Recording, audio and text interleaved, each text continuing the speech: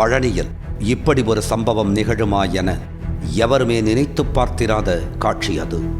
கலையாத வேட்டி சட்டையுடன் முதியவர் ஒருவர் தனது கையில் இருந்த துப்பாக்கியால் சடசடவென சுட்ட காட்சி அத்தனை பேரையும் அதிர வைத்தது. சினிமாவில் வரும் ஒரு டான் போல எதிரே இருந்தவர்களை சுட்டுத் தள்ளியதை பார்த்து பதறாதவர்கள் ஒருவர் கூட இருக்க முடியாது. துப்பாக்கியால் சுட்டால் இப்படித்தான் சுருண்டு விழுவார்களா என கேள்விகளோடு பார்த்தவர்கள் ஏராளம். முதல் தலைமுறை பட்டதாரிகள் போல துப்பாக்கிச் சூட்டை முதல் முறையாக அன்றுதான் பார்த்தார்கள். பழனியில் மட்டும் அப்படி நடக்கவில்லை. பழனியிலிருந்து 280 கிலோமீட்டர் தூரத்தில் இருக்கும் கள்ளக்குறிச்சியிலும் அப்படி துப்பாக்கி சூடு நடைபெற்றிருந்தது. பழனியிலிருந்து 500 கிலோமீட்டர் தொலைவில் இருக்கும் சென்னையிலும் துப்பாக்கி சூடு நடைபெற்றிருந்தது. இந்த 3 சம்பவங்களிலும் 5 பேர் கொடூரமாக கொலை செய்யப்பட்டிருந்தனர். குடும்ப பிரச்சனை, நிலப்பிரச்சனை, பாலியல் தொல்லை என நாம் அன்றாடம் பார்க்கும் குற்ற நிகழ்வுகளில் யாரும் எதிர்பாராத வகையில் துப்பாக்கிகள் ஏந்தப்பட்டிருந்தன. இனி தமிழகத்தில் இப்படித்தான் நடக்குமா? சென்னை யானைக்கவுனியில் ஒரே வீட்டிற்குள் 3 பேரை ஒரு மர்ம கும்பல் சுட்டுத் தள்ளிவிட்டு தப்பிப்பதற்குள் திண்டுக்கல் மாவட்டம் பழனியில் நடந்த துப்பாக்கிச் சூட்டின் சிசிடிவி காட்சிகள் இணையத்தில் தீயாய் பரவி பீதியை கிளப்பியது. அந்த வீடியோவை பார்க்கும்போது முதலில் முழு கழுதட்டிய ஒருவர் கையில் தீபாவளி துப்பாக்கியை நீட்டியபடி வரும் விளையாட்டு வீடியோவாகத்தான் தெரியும். ஆனால் அவர் சுட்ட பிறகுதான் அது ஒரிஜினல் துப்பாக்கி என தெரிந்து அருகில் இருந்தவர் தெரித்து ஓடுவது தெரியும். பட்டப்பகலில் சிசிடிவி கேமரா இருக்கும் இடத்தில் ஒரு முதியவர் எதற்காக 2 பேரை துப்பாக்கியால் சுட வேண்டும்?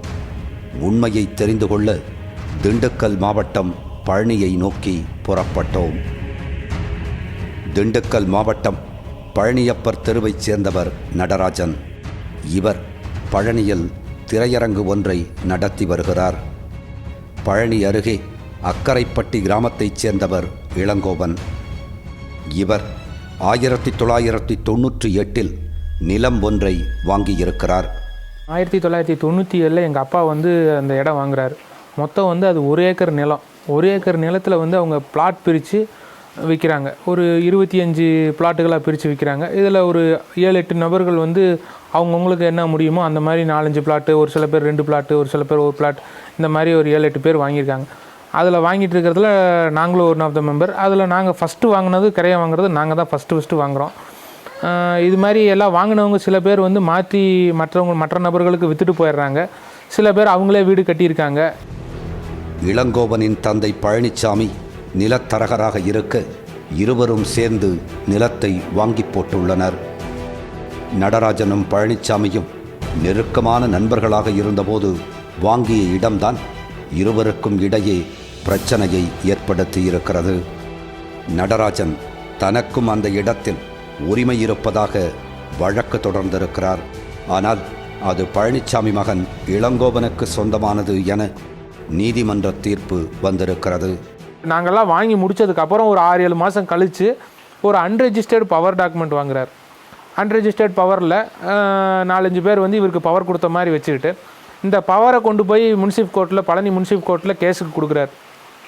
90/98 கேஸ் நம்பர் ஆகிருக்கு. அது கொஞ்ச நாள் கேஸ் முடியும் போது இவர்கிட்ட எந்த ரெக்கார்டு இல்லைன்னு சொல்லிட்டு கேஸ் தள்ளுபடி பண்ணிடுறாங்க. அதுக்கடுத்து அவரே மேல் அப்பீலுக்கு சப்கோர்ட் பழனியில் அப்பீல் போடுறாரு. அந்த அப்பீல்லையும் அவர்கிட்ட ஒரு ரெக்கார்டு இல்லை, டிஸ்மிஸ் பண்ணிவிட்டு இவங்கெல்லாம் வாங்கினது செல்லுன்ற தீர்ப்பையும் கொடுத்துருக்காங்க. அதை எடுத்துகிட்டு போய் மறுபடியும் மதுரை கோர்ட்டில் அப்ளை பண்ணுறாரு. அங்கேயும் எங்களுக்கு ஃபேவராக தான் டிசிஷன் வந்திருக்கு.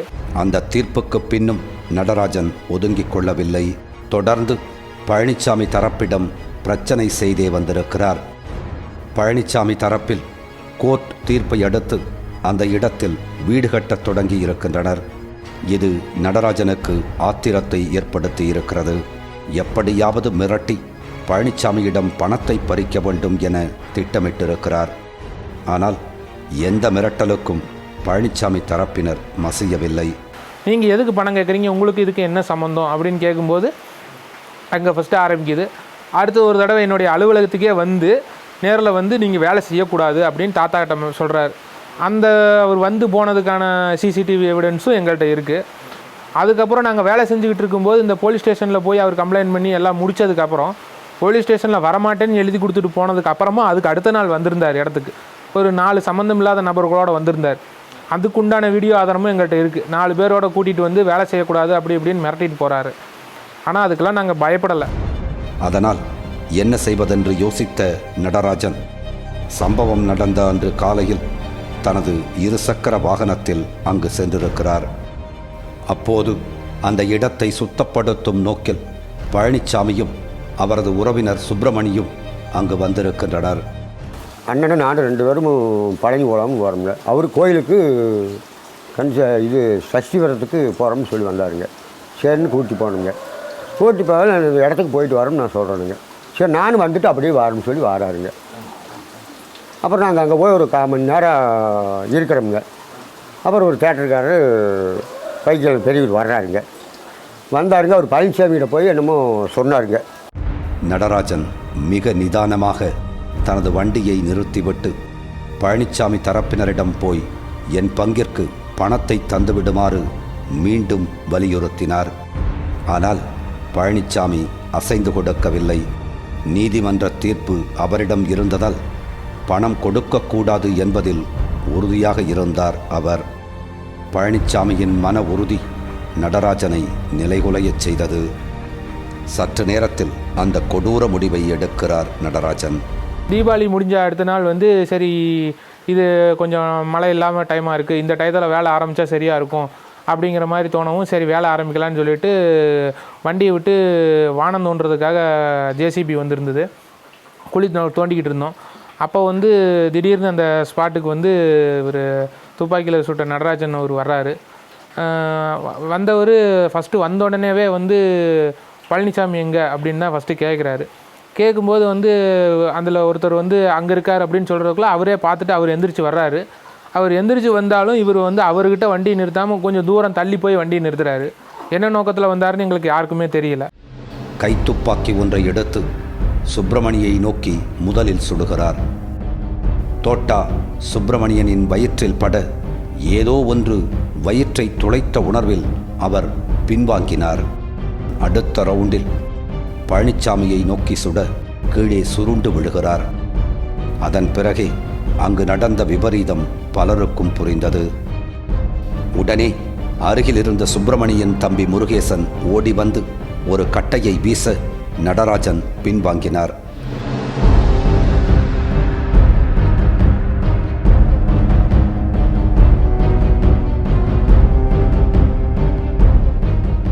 அண்ணன் சுட்டது எனக்கு தெரியாதுங்க. இவர் பழனிசாமி கீழே விழுகிறாரு. அவர் பெரியவர்.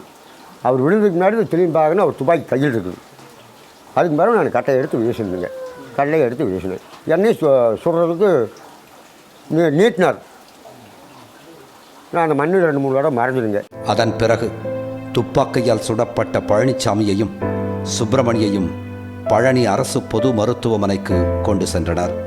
அங்கு பழனிசாமிக்கு சிகிச்சை அளித்த மருத்துவர்கள் சுப்பிரமணியன் வயிற்றில் இருக்கும் குண்டை நீக்க முடியவில்லை என மதுரை ராஜாஜி அரசு மருத்துவமனைக்கு அனுப்பி வைத்திருக்கின்றனர். பழனியில் சிகிச்சை பெற்று வந்த பழனிசாமி உயிர் பிழைத்துக் கொள்ள சுப்பிரமணி சிகிச்சை பலனின்றி பரிதாபமாக இறந்து போனார். என்னுடைய பெரிய மாமனார் வந்து இங்கே சிகிச்சை கொடுக்க முடியாது, மதுரை கூட்டிகிட்டு போங்க அப்படின்னு சொல்கிறாங்க. அப்போ மதுரைக்கு ஆம்புலன்ஸில் போகிறாங்க. ஸ்டேஷன்லேருந்து நீங்கள் இருந்து கம்ப்ளைண்ட் கொடுக்கணும்னு சொன்னதுனால நான் அங்கேயே இருந்துக்கிட்டு என்னுடைய மாமனாரையும் சித்தப்பாவையும் அப்புறம் என்னுடைய அவர் இறந்தவருடைய மகனையும் வந்து நீங்கள் ஆம்புலன்ஸில் கூட போங்கன்னு சொல்லி நான் தான் அனுப்பிச்சி வச்சேன். அங்கே போய் வந்து சிகிச்சைக்கு குண்டை எடுத்திருக்காங்க. ரொம்ப நேரம் போராடி குண்டை எடுத்துட்டாங்க. குண்டை எடுத்து அவரை காப்பாற்ற முடியல. இறந்து போன சுப்பிரமணிக்கு அந்த நிலத்தில் உரிமையோ அல்லது நடராஜனுடன் முன் விரோதம் எதுவுமோ கிடையாது என்கிறார்கள். பாதிக்கப்பட்டவங்க எதிரி இருந்தால் அவங்கள சொல்கிறது முறை. இவரை சுட்டதுக்கு என்ன காரணம்னு கேட்கணும். ஒன்று நீங்கள் தான் கேட்கணும். புள்ள குட்டி இருக்குது, குடும்பத்தை பார்க்கணும். யார் வாப்பா? கூலி செஞ்சு காப்பாற்ற முடியுமா? அவர் கூட பிறந்தவங்க 2 பேர், நாங்கள் பொம்பளை என்ன பண்ண முடியும்? பழனி அருகே உள்ள ராமப்பட்டினம் புதூரைச் சேர்ந்தவர் சுப்பிரமணி. இவருக்கு 2 தம்பிகள். மிகவும் சாதாரண ஓட்டு வீட்டில் கூட்டு குடும்பமாகவே சுப்பிரமணியின் குடும்பத்தினர் வாழ்ந்து வருகின்றனர். சுப்பிரமணிதான் அந்த குடும்பத்தை வழிநடத்தி வந்திருக்கிறார். தம்பிகள் இருவரும் சுப்பிரமணி மீது அளவில்லாத பாசத்தை வைத்திருப்பதை காண முடிகிறது. அந்த பாசத்தை முருகேசன் வெறும் கையோடு துப்பாக்கியோடு நின்ற நடராஜனை எதிர்கொண்ட தீரத்தில் புரிந்து கொள்ளலாம். சுப்பிரமணியின் இழப்பை தாங்க முடியாமல் அவரது மனைவியும் மகனும் மீளா துயரில் இருக்க மொத்த குடும்பமுமே வேதனையில் இருக்கிறது. இந்த துப்பாக்கிச் சூட்டில் துப்பாக்கியுடன் காவல்துறையிடம் சரணடைந்த நடராஜன் மீது கொலை முயற்சியோடு கொலை வழக்கும் பதியப்பட்டுள்ளது. நடராஜன் பழனிசாமியை சுடுவதற்கு காரணம் வெறும் நிலப்பிரச்சனை மட்டும் காரணமல்ல. நடராஜனின் நில அபகரிப்பு சம்பந்தமான அனைத்து ரகசியங்களும் நிலத்தரகரான பழனிசாமிக்கு தெரியும் என்பதுதான் முதன்மையான காரணம் என்கிறார்கள். அவர் பண்ண மோசடிகள் எல்லாமே இவருக்கு தெரியும். அதை பற்றி அவர்கிட்ட கேட்டிங்கன்னா அவர் என்னென்ன மோசடிகள் எல்லாம் பண்ணியிருக்காருன்னு ஒரு வரிசைப்படுத்தி அவர்னால சொல்ல முடியும். அந்த அளவுக்கு வரிசை இருக்குது. அப்போ இவருக்கு எல்லாமே தெரிஞ்சிருக்கு அப்படிங்கிற ஒரு மோட்டிவும் அவருக்குள்ளே இருந்திருக்கு. இவரை சுட்டா தான் மற்றவங்களாம் பயப்படுவாங்க அப்படிங்கிறதுல தான் அவரை சுட்டிருக்கார். பழனி துப்பாக்கிச் சூட்டிற்கு முன் சென்னை யானைக்கவுனியில் ஒரே வீட்டில் 3 பேர் சுட்டுக் கொல்லப்பட்ட சம்பவம் பெரும் அதிர்ச்சியை ஏற்படுத்தியது. சென்னை சவுகார்பேட்டைக்குள் நுழைந்தால் அது ஒரு குட்டி வட இந்தியா போல இருக்கும். ஆட்டோக்கள் கூட நுழைய முடியாதபடி இருக்கும் இறுக்கமான சந்துகளில் நுழைந்து செல்ல சைக்கிள் ரிக்ஷாக்கள் இன்றும் இங்கு இருப்பதை பார்க்கலாம். வட இந்தியர்களும் வட சென்னை வாசிகளும் ஒருங்கே இருக்கும் இடம்தான் சவுகார்பேட்டை. சவுகார்பேட்டை என்றால் வட இந்தியர்கள், மார்வாடிகள், வட இந்திய இனிப்புக் கடைகள் என பலவும் நினைவுக்கு வருவது போய் இப்போதெல்லாம் கொலைக்களமாக மாறிப்போய் கிடக்கிறது. சென்னை சவுகார்பேட்டை விநாயகம் மேஸ்திரி தெருவில் உள்ள ஓர் அடுக்குமாடி குடியிருப்பில்தான் அந்த கொடூர துப்பாக்கிச் சூடு நடந்திருக்கிறது. ஆனால் துப்பாக்கி சூடு நடந்தபோது அக்கம் பக்கத்தினர் யாருக்கும் சத்தமே கேட்கவில்லை என்கின்றனர். டீடைல்ஸ் தெரியாது. 10 இயர்ஸ் தான் கிடையாது. பையன் தங்கமான பையன், அப்பாவுக்கு ஒன்றும் தெரியாது பையனுக்கு. அது என்ன அப்படின்னா வந்து நிறுத்தா நல்ல ஃபேமிலி தான். அவங்க யார் நம்மளே சண்டை போனால் கூட தொழில் போடாதான் அந்த மாதிரி ஃபேமிலி தான் டான்ஸ் வந்துருக்குது. அவ்வளோதான். அந்த வீட்டில் இருந்த வயதான கணவன், மனைவி மற்றும் அவரது மகன் என 3வரையும் சத்தமில்லாமல் சுட்டுக் கொன்றுவிட்டு சென்ற மர்ம கும்பல் யார் என முதலில் யாருக்கும் தெரியவில்லை. சவுகார்பேட்டை விநாயகம் மேஸ்திரி தெருவைச் சேர்ந்தவர் தலீல் சந்த். ராஜஸ்தான் மாநிலத்தைச் சேர்ந்த இவர் இங்கு ஃபைனான்ஸ் நிறுவனம் நடத்தி வந்திருக்கிறார். சம்பவம் நடந்த அன்று தலீல் சந்த், அவரது மனைவி புஷ்பாபாய், அவர்களது மகன் ஷீத்தல் 3வரும் துப்பாக்கியால் சுடப்பட்டு சடலமாக கிடப்பதை அவர்களது மகள் பிங்கி பார்த்து அதிர்ச்சியடைந்திருக்கிறார். உடனடியாக தகவல் அறிந்த யானைக்கவுனி காவல்துறையினர் சம்பவ இடத்திற்கு விரைந்து வந்து விசாரணையை தொடங்கியிருக்கின்றனர். சிசிடிவி கேமரா காட்சிகளை ஆய்வு செய்ததில் ஒரு பெண் உட்பட 6 பேர் கொண்ட கும்பல் இந்த கொலையை செய்திருப்பது தெரிய வந்தது. சிசிடிவியில் சிக்கிய கார் நம்பரை வைத்து குற்றவாளிகளான தலீல் சந்தின் மருமகள் ஜெயமாலாவின் சகோதரர் பூனேவைச் சேர்ந்த கைலாஷ், கொல்கத்தாவைச் சேர்ந்த ரவீந்திரநாத் கர், உத்தம் கமல் ஆகியோர் மகாராஷ்டிரா மாநிலத்தில் கைது செய்யப்பட்டனர். சிசிடிவி கேமரா யூஸ் பண்ணி டிடெக்ட் பண்ணியிருக்கோம். இந்த கேஸில் 6 அக்யூஸ் இன்வால்வ் ஆயிருக்காங்க. அதில் 3 குற்றவாளிகள் நேற்று நைட் மகாராஷ்டிரா ஸ்டேட்டில் சோலாப்பூர் டிஸ்ட்ரிக்டில் அரெஸ்ட் பண்ணியிருக்கோம். அவர்களிடம் நடத்திய விசாரணையில் திடுக்கிடும் உண்மைகள் தெரிய வந்தன. ஷீத்தலுக்கும் பூனேயைச் சேர்ந்த ஜெயமாலாவிற்கும் திருமணமாகி 2 மகள்கள் உள்ளனர். கருத்து வேறுபாடு காரணமாக இருவரும் பிரிந்து ஷீத்தல் சென்னையில் பெற்றோருடனும் ஜெயமாலா குழந்தைகளுடன் புனேவில் உள்ள தாய் வீட்டிலும் வசித்து வந்தனர். ஜெயமாலா விவாகரத்து மற்றும் ஜீவனாம்சம் கேட்டு தொடுத்த வழக்கு புனே நீதிமன்றத்தில் நிலுவையில் உள்ளது. என்ன மோட்டிவ் இருக்கலாம், யார் குற்றவாளிகள் இதில் அக்யூஸ்டு இன்வால்வ் ஆகலாம், அது விசாரிச்சாங்க. அதில் சில க்ளூ கிடைச்சது. இது ஒரு ஃபேமிலி மோட்டிவ்னால மர்டர் இருக்கலாம். டிசீஸ்ட் ஷீதல் சந்த் அவர் ஒய்ஃப் கூட ஒரு மேட்ரிமோனியல் டிஸ்பியூட் இருந்தது. அதை பற்றி அவங்க புனே போலீஸ்ல கம்ப்ளைண்ட் கொடுத்துருந்தாங்க. அந்த மோட்டிவ் வச்சுட்டு இந்த சம்பவம் பண்ணதுக்கு வாய்ப்பு இருக்கு. இந்நிலையில் சம்பவத்தன்று ஜெயமாலா மற்றும் அவரது சகோதரர்கள் கொரோனா பாதுகாப்பு உடை அணிந்து மாறு வேடத்தில் ஷீத்தலின் வீட்டிற்கு சென்றுள்ளனர். அப்போது ஜீவனாம்சமாக 5 கோடி ரூபாய் கேட்டு சண்டையிட்டுள்ளனர். அதில் வாக்குவாதம் முற்றவே ஷீத்தல் மற்றும் அவரது குடும்பத்தை துப்பாக்கியால் சுட்டுவிட்டு தப்பியிருக்கின்றனர். முதலில் 3 பேரை கைது செய்த காவல்துறை பின்னர் டெல்லி ஆக்ராவில் பதுங்கியிருந்த ஜெயமாலாவையும் விலாஷ் ராஜீவ் ஷிண்டே என்ற இருவரையும் கைது செய்தனர்.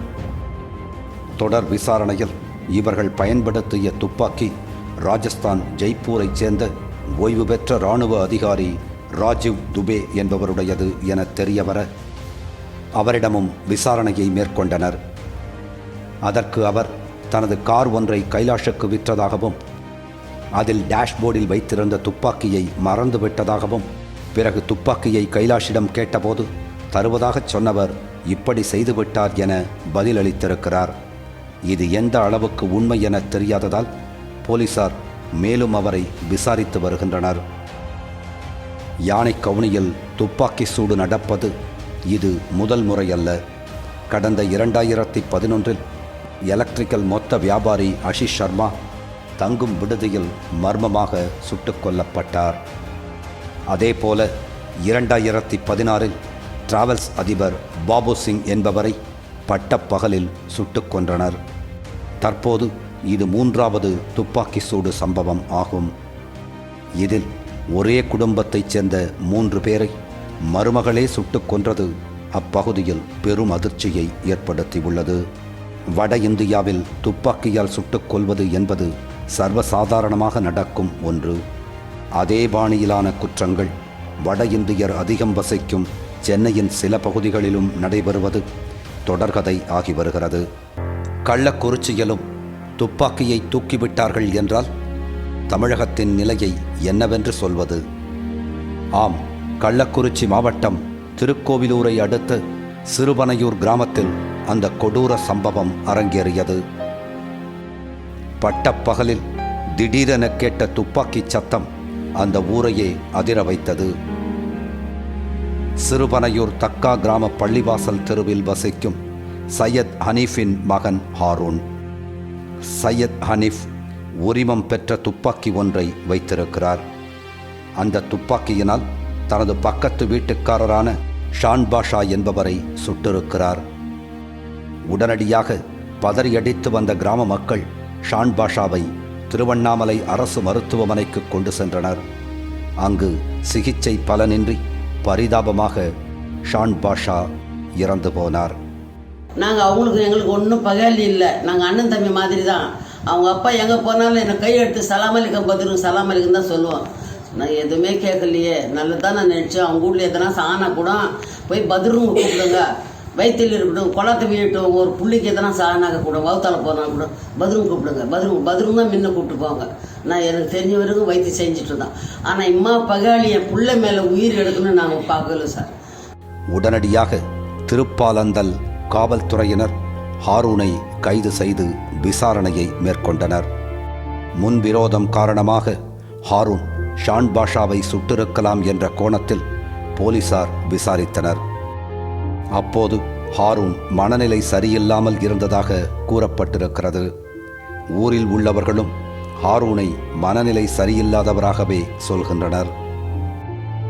சம்பவத்தன்று ஹாரூன் தனது தந்தையின் துப்பாக்கியை எடுத்து வீட்டின் முகத்வாரத்தில் அமர்ந்து துடைத்தபடி இருந்ததாகவும், அப்போது அவ்வழியாக வந்த ஷான் பாஷாவை சுட்டதாகவும் சொல்கிறார்கள். உண்மையில் ஹாரூன் மனநலம் பாதிக்கப்பட்டவரா? அப்படியெனில் அவர் கையில் துப்பாக்கியை யார் கொடுத்தது? அமைதியான ஒரு சமூகத்தில் துப்பாக்கி தூக்குவது என்பது கட்டுப்படுத்த முடியாத வன்முறையின் அடுத்த கட்டமாகவே இருக்கும் என்கிறார்கள். கோபத்திலும் பழிவாங்குவதிலும் அரிவாளை தூக்கும் சமூகம் துப்பாக்கியை தூக்கினால் அதன் முடிவு மிக கோரமானதாகவே இருக்கும். கடந்த பல ஆண்டுகளாக தமிழகத்தில் நடக்கும் ஏற்க முடியாத சம்பவங்களின் இன்னொரு அடையாளம்தான் துப்பாக்கி. துப்பாக்கி கலாச்சாரம் தமிழினத்தை வேரோடு அழித்துவிடும் என்பது புரியாத ஆட்சியாளர்கள் இவற்றையெல்லாம் வேடிக்கையான மனநிலையுடன் கடந்து செல்வதுதான் வேதனையை அதிகப்படுத்துகிறது.